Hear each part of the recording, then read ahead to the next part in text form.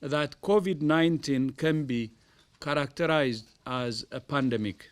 Really need to take China has strong sealed action off to two try to cities make in this issue Hebei contained, province to be near the testing, to be capital Beijing tracing. as fast as Oleh itu, kerajaan memutuskan untuk melaksanakan Perintah Kawalan Pergerakan mulai 18 Mac 2020 iaitu lusa hingga 31 Mac 2020 di seluruh negara.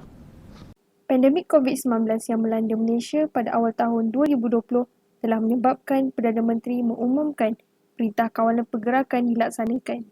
Rakyat Malaysia perlu duduk di rumah dan media sosial telah memainkan peranan penting untuk masyarakat mendapatkan info terkini. Pelbagai impak dan kesan media sosial terhadap masyarakat semasa pandemik COVID-19 berlaku di Malaysia.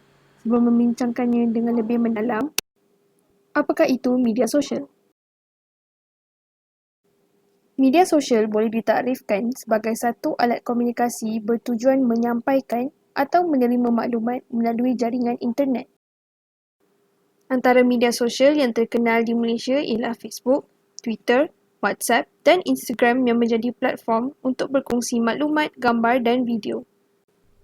Mengikut kaji selidik Accenture, 85% rakyat Malaysia menggunakan media sosial secara berkala.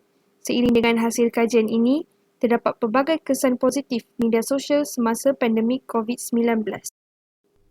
Media sosial berfungsi sebagai platform kepada para pelajar sekolah dan universiti serta tenaga pengajar untuk sesi pembelajaran. Para pekerja juga mengadakan mesyuarat melalui media sosial seperti Zoom tanpa perlu ke tempat kerja. Media sosial juga digunakan sebagai platform untuk berniaga di mana masyarakat menggunakannya untuk mempromosikan jualan mereka. Masyarakat juga menggunakan media sosial untuk membeli barangan keperluan harian tanpa perlu keluar dari rumah. Masyarakat juga menggunakan media sosial untuk mendapatkan info tentang COVID-19 dari akaun rasmi kerajaan seperti Twitter dan Facebook. Namun begitu, terdapat juga kesan negatif media sosial terhadap masyarakat semasa pandemik COVID-19. Antaranya ialah berlakunya penyebaran berita palsu dalam masyarakat. Hal ini kerana tiada usul periksa yang dilakukan oleh orang awam sebelum berkongsi sebarang berita. Kes jenayah cyber juga turut meningkat semasa Perintah Kawalan Pergerakan. Peningkatan kes sebanyak 53.8% untuk jenayah cyber ini. Iaitu pada tempoh yang sama, tahun lepas, cuma ada 184 kes saja dilaporkan berkenaan dengan jenayah cyber di Selangor. Tapi pada tempoh yang sama dalam tempoh PKP ini, sebanyak 283 kes dilaporkan. Kesihatan mental masyarakat juga turut terjejas semasa pandemik COVID-19. Peranan kementerian melalui media sosial juga dapat dilihat semasa pandemik COVID-19. Kementerian Komunikasi dan Multimedia Malaysia bertanggungjawab menyediakan infografik berkaitan COVID-19 melalui laman Facebook rasmi kementerian. Kementerian ini juga terlibat dalam pembangunan aplikasi MySejahtera yang diwajibkan penggunaannya oleh kerajaan. Kementerian Kesihatan Malaysia juga bertanggungjawab dalam menyebarkan maklumat sahih yang terkini yang dapat diperolehi melalui platform Facebook, Twitter dan Telegram serentak dengan siaran di kaca televisyen. Akaun Facebook CPRC atau Pusat Kesiapsiagaan dan Tindak Cepat Krisis di bawah KKM juga amat aktif dengan memaparkan info terkini bagi memupuk kesedaran dalam kalangan masyarakat. Selain itu, Majlis Keselamatan Negara MKN berperanan dalam menetapkan peraturan berkaitan kawalan pergerakan masyarakat melalui siaran televisyen dan media sosial rasmi MKN seperti Telegram. Media sosial juga turut mempengaruhi politik negara dalam kalangan masyarakat.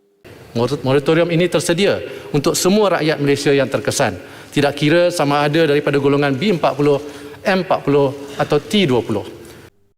Kerajaan baharu telah mengambil langkah untuk menonjolkan diri semasa pemberian bantuan kepada rakyat dengan menghebahkannya di media sosial seperti moratorium kepada rakyat dan bantuan prihatin nasional. Kesannya, ia telah menarik perhatian dan membina sokongan dalam kalangan rakyat. Kes positif COVID-19 yang meningkat secara mendadak akibat pilihan raya di Sabah telah mengakibatkan kemarahan dan keresahan masyarakat di media sosial. Hal ini terjadi kerana terdapat gambar dan video bukti yang tular di mana ahli politik tidak mematuhi SOP semasa berkempen justru memburukkan nama mereka. Selain itu, peranan Yang di-Pertuan Agong melalui media sosial juga dapat dilihat apabila titah baginda ditayangkan melalui pelbagai jenis media sosial supaya rakyat jelata dapat menerima titah tersebut. Yang di-Pertuan Agong juga berperanan sebagai pengimbang dalam sistem demokrasi dan raja berperlembagaan. Dengan menggunakan platform media sosial seperti Facebook, baginda telah bertitah bahawa baginda tidak akan mengisytihar darurat politik ketika berlakunya pergolakan politik beberapa bulan lepas di Malaysia. Penggunaan media sosial tidak terbatas dan terlalu terbuka untuk sesiapa sahaja menyampaikan maklumat. Oleh itu, media arus perdana harus diperkasakan lagi dan tidak menjadi medium aktiviti politik kerajaan. Ia haruslah menjadi sumber utama maklumat terkini oleh masyarakat agar dapat membendung penyebaran berita palsu. Kecanggihan media sosial seharusnya tidak disalahgunakan. Hal ini dapat mewujudkan keharmonian dan demokrasi dalam pentadbiran Malaysia yang terus stabil dan tidak mudah goyah. Walaupun ditimpa ancaman dan pengaruh negatif, penyaluran maklumat yang baik dan terkawal melalui media sosial mampu menjamin keselamatan dan keharmonian negara.